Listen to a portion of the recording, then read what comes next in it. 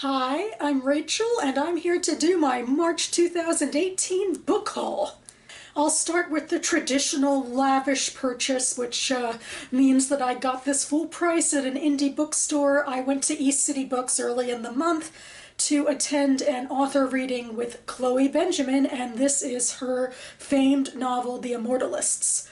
I did have somewhat of an excuse because I like to make blog entries on my blogs occasionally, hence having blogs, and I chronicled the reading in my Jewish DC blog, so I'll link that down below.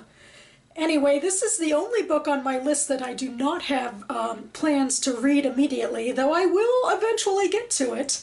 And I'll read from the flap in case some of you aren't as endured in the literary fiction world and might not know what this is about.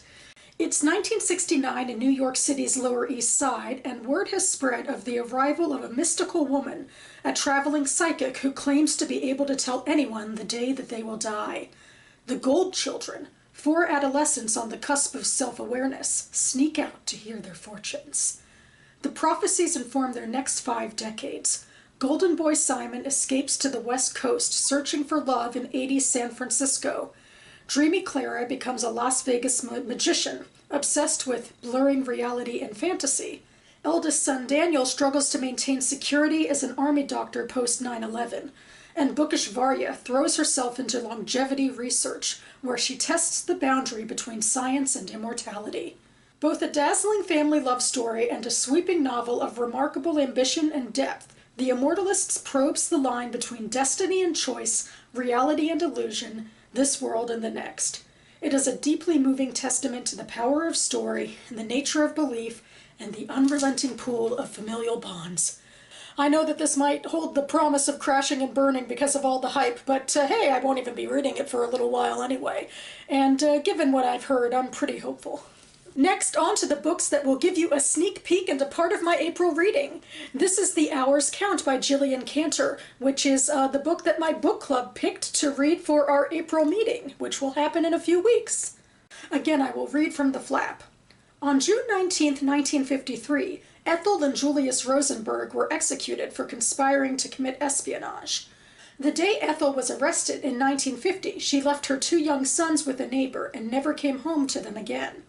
Brilliantly melding fact and fiction, Gillian Cantor reimagines this story through the life of a fictional neighbor, Millie Stein, who grows close to the Rosenbergs, an ordinary-seeming Jewish couple, who would be the only Americans put to death for spying during the Cold War.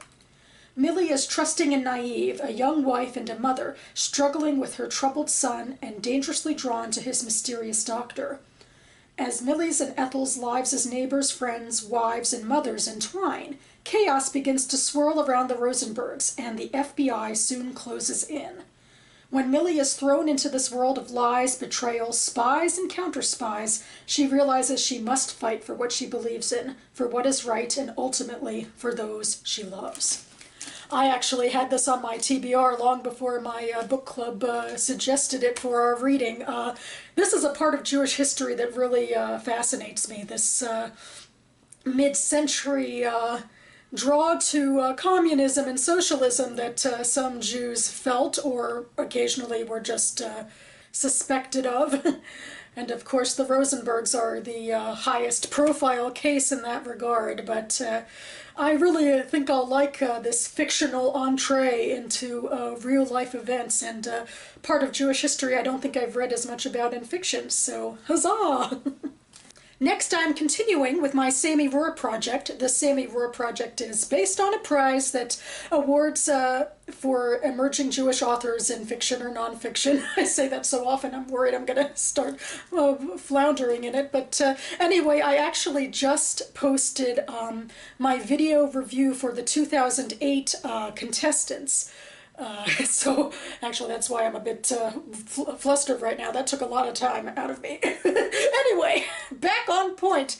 I am now ready, despite all of the work of this month and getting 2008 up, to move on to 2010 and the nonfiction contenders that I hope to read for that this month. Starting with this one. This is a memoir, Surprised by God, How I Learned to Love...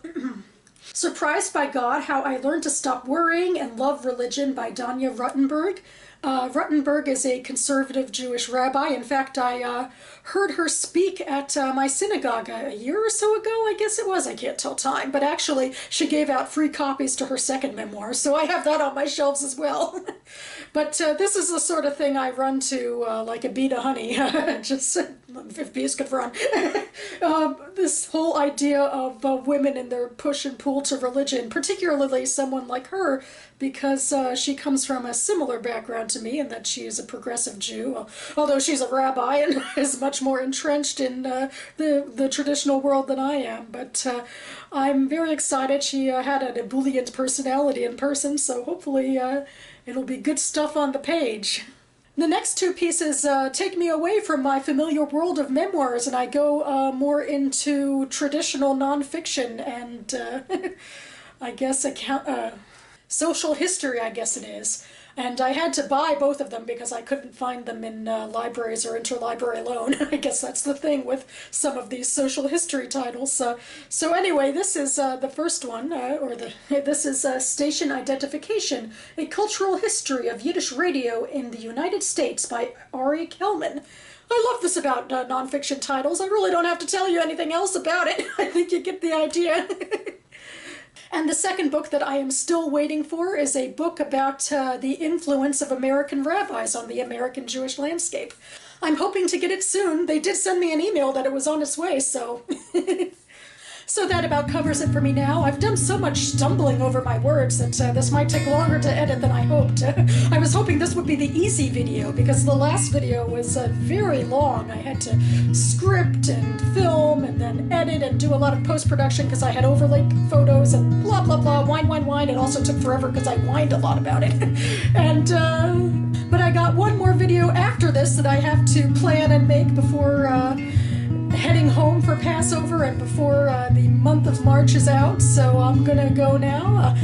Hope that you found some great books to haul this month and that your TBRs for April are shaping up nicely. Thanks so much for watching, and I'll see you next time.